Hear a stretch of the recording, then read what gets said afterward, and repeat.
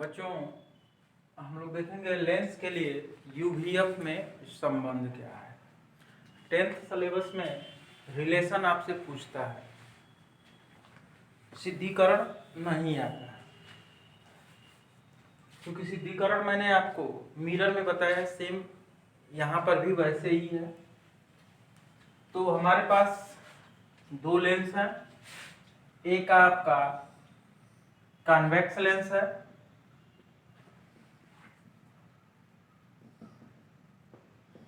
और एक आपका कॉनकेव लेंस है, अवतल लेंस है।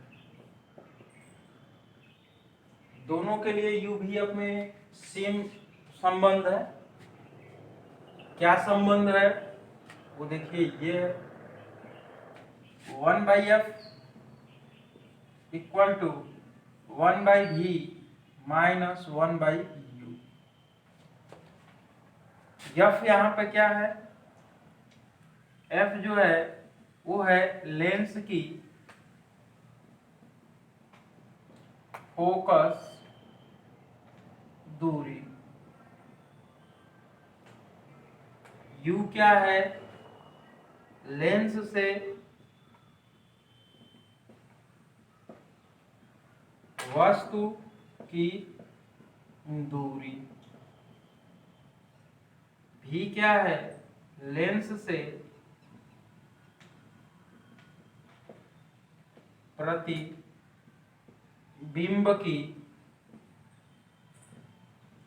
दूरी है।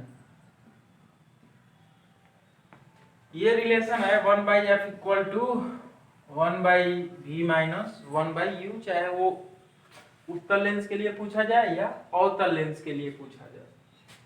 ध्यान रखना, उत्तल लेंस की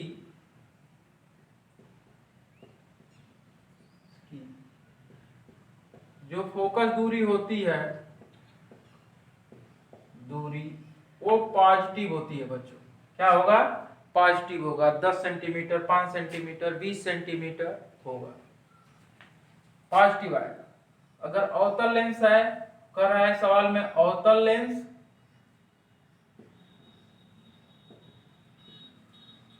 फोकस दूरी जो होगी वो निगेटिव होगा। यानी जैसे आपको कह दिया बच्चों कि एक लेंस की फोकस दूरी 20 सेंटीमीटर है और एक सवाल में कह रहा है कि एक लेंस की फोकस दूरी -10 सेंटीमीटर है, और आपसे पूछ ले कि इसमें से कौन कैसा लेंस होगा, तो जैसे ही फोकस दूरी में निगेटिव साइन देखा तुरंत ये कॉनकेव हो जाएगा, अवतल लेंस हो जाएगा। ठीक है, और यहाँ पे नहीं साइन दिया है तो इसका ऑलरेडी मतलब होता है, मीन्स होता है कि पॉजिटिव है, और पॉजिटिव है तो ये हो जाएगा कॉन्वेक्स लेंस। ठीक है, तो साइन, फोकल लेंथ का साइन देख के तुम बता सकते हो कि वो लेंस कैसा है, कॉन्वेक्स है कि कॉनकेव है। ठीक है, अब थोड़ा सा और इसमें देखिए, फिगर में कैसे जानेंगे कौन किधर क्या है, तो उसके लिए आप ध्यान दीजिए। है क्या,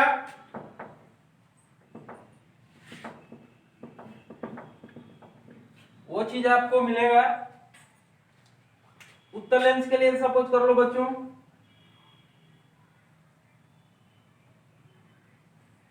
ये आपका कॉन्वेक्स लेंस है, ये इसका प्रथम फोकस, दोनों तरफ एयर है इसलिए एफ ही लिख लेते हैं, समान हो जाएगा। और ये आपका 2f है। आपने सपोज किया कि वस्तु यहां पे रख लिया, ठीक है, आपने वस्तु यहां पे जब रखा तो यहां से दो प्रकाश की किरण लेके गए, एक इसके प्रकाशिक केंद्र से लेके गया, तो ए भी वस्तु आपका था, यहां से आपने दो किरण लेके गया ऐसे, अपवर्तन के पश्चात ये सीधे निकल गया और ये फोकस से होके जाएगी। ये दोनों एक दूसरे को काट दिए बच्चों, थोड़ा सा आप देखिएगा, ऐसे और ये ऐसे, जहां पे एक दूसरे को प्रतिच्छेदित कर दे वहां से लंब डाल दीजिए। ये हो गया A1 B1 F, ये आपका 2 है सब।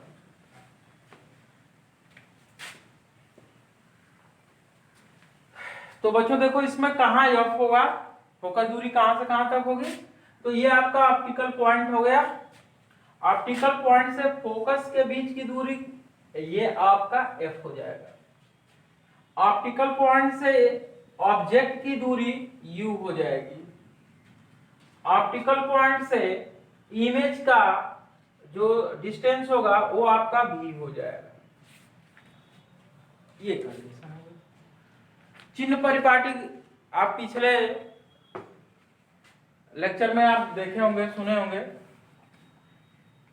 जो इस साइड में रहेगा वो आपका निगेटिव डिस्टेंस होगा x डैश पे, x एक्सिस के ऊपर जो डिस्टेंस होगा वो पॉजिटिव होगा, y अक्ष के ऊपर जो होगा वो पॉजिटिव होगा, और y डैश पे जो होगा वो आपका क्या होगा, निगेटिव होगा।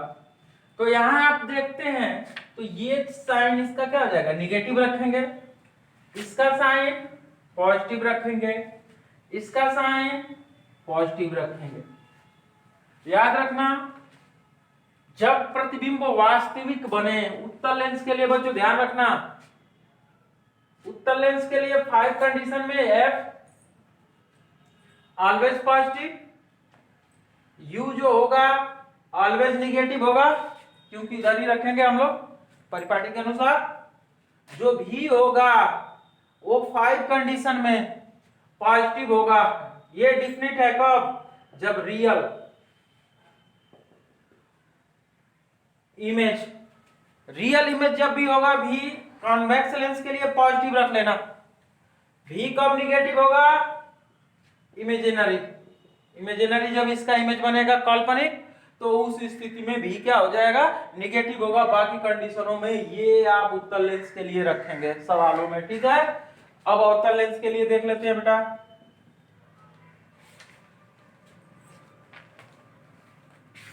ये आपका कॉन्केव लेंस है, ये इसका फोकस। सपोज करिए आपने वस्तु को यहां पे आपने रख दिया, ए बी, मुख्य अक्ष के समानांतर जाएगी प्रकाश की किरण, एक ऑप्टिकल पॉइंट से लेके गए, ऐसे सीधे निकल जाएगी और ये ऐसे निकलेगी। इनको पीछे बढ़ाइए, जहां पर एक दूसरे को काटे वहां से मुख्य अक्ष पर लंब डाल दीजिए, तो A1 B1 हो गया। अब देखो ये ऑप्टिकल पॉइंट है बेटा, आपका क्या है, ऑप्टिकल पॉइंट है। तो ये यहां से ये दूरी फोकस दूरी F हो गया, ये दूरी आपका इमेज बन रहा है तो V हो गया, और ये ऑब्जेक्ट है तो ये दूरी आपका U हो गया।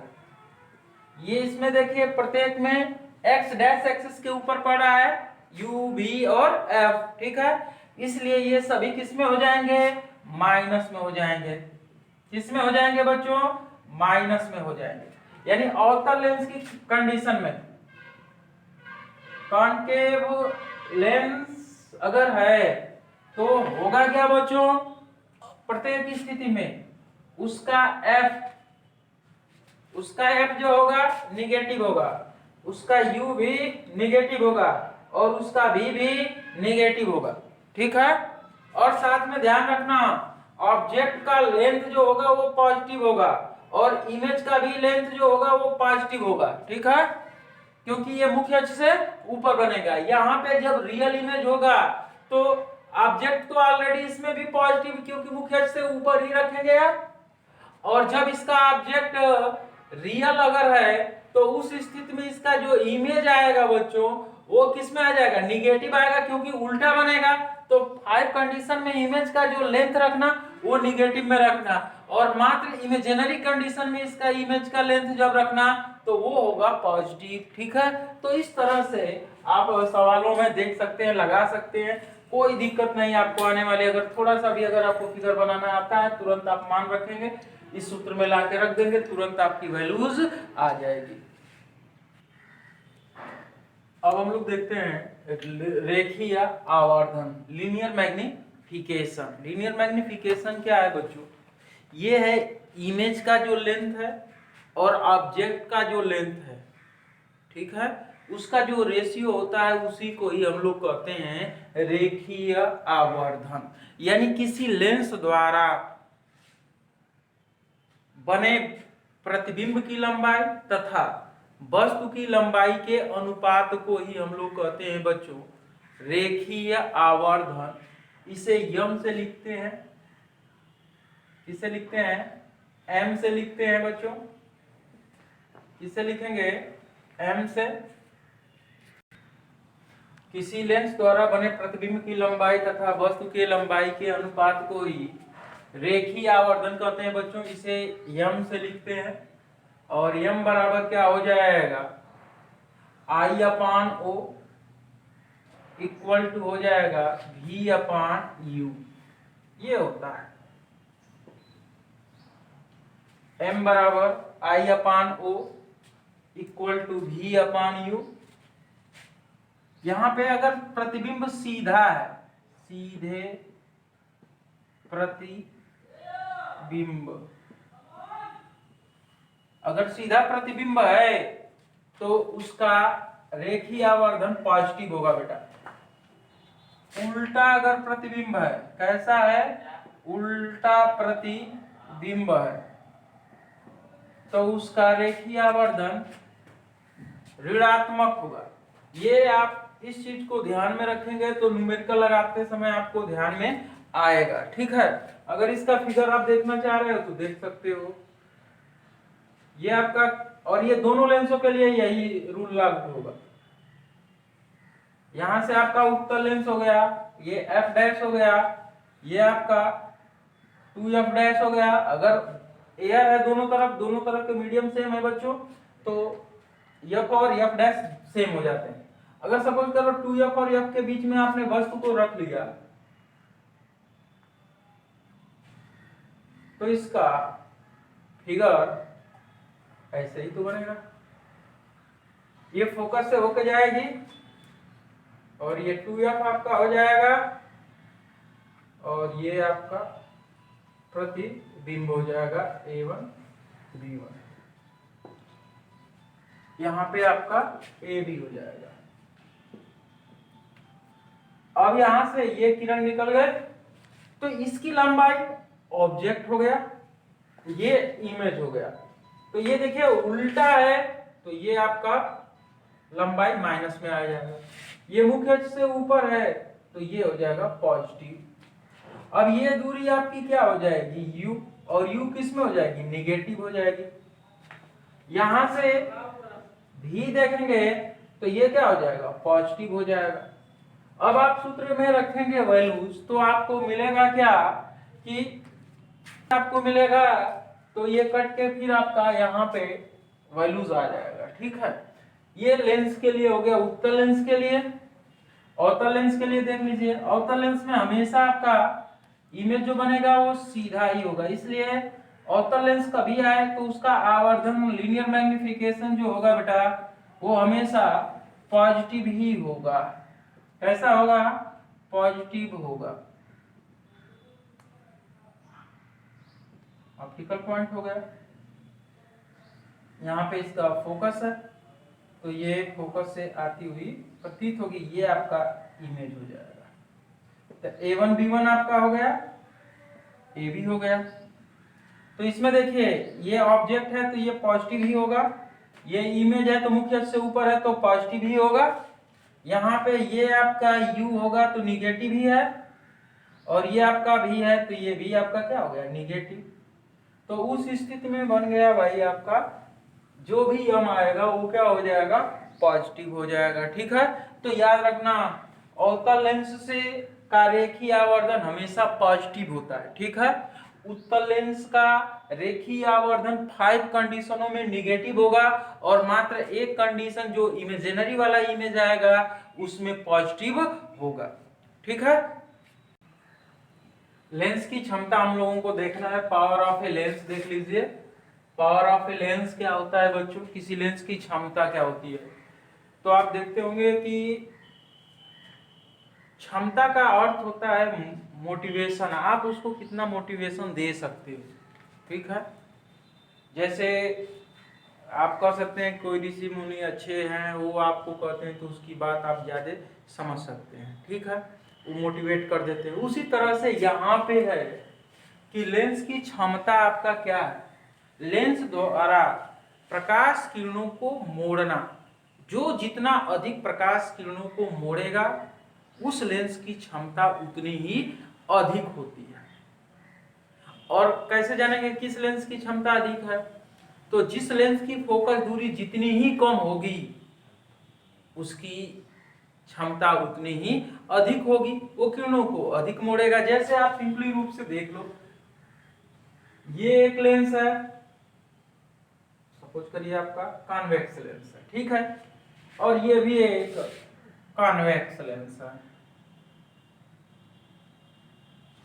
इसकी फोकस दूरी है 20 सेंटीमीटर, सपोज करिए 20 सेंटीमीटर, और इसकी फोकस दूरी है 5 सेंटीमीटर। कितनी है बेटा? 5 सेंटीमीटर। अब हमने दोनों लेंसों के ऊपर, ये भी कॉन्वेक्स लेंस है, ये भी कॉन्वेक्स लेंस है, ठीक है, मुख्य अक्ष के समानांतर प्रकाश की किरण चलाया, ठीक है, इसके ऊपर भी वही किरण यहां पर भी ऑब्जेक्ट कर लिया भाई, मुख्य अक्ष के समानांतर।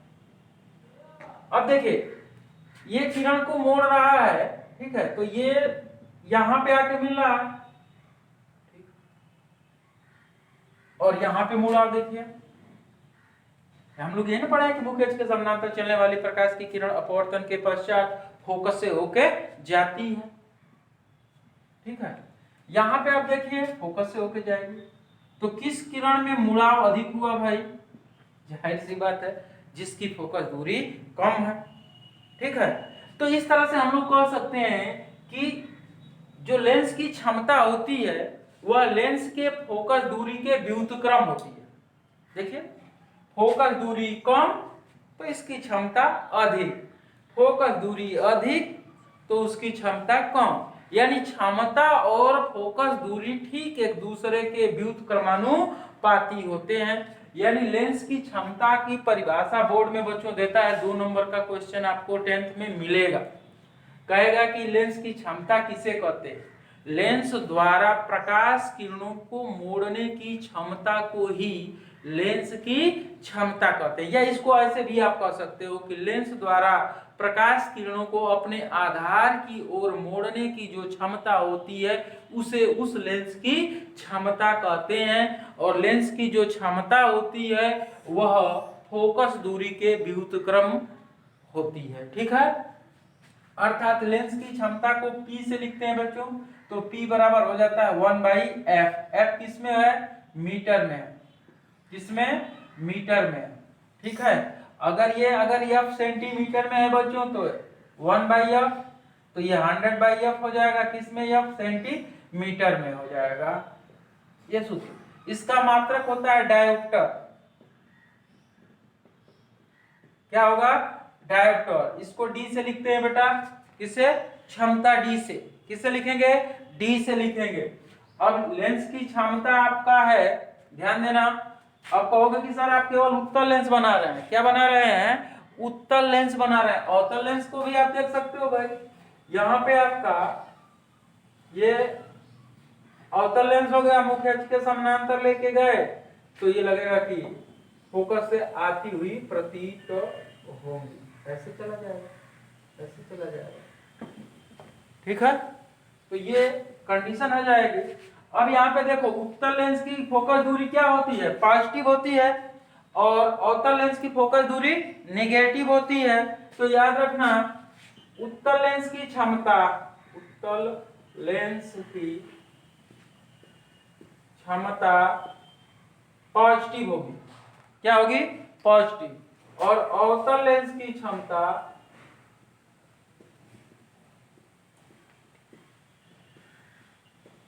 नेगेटिव होगी, ठीक है।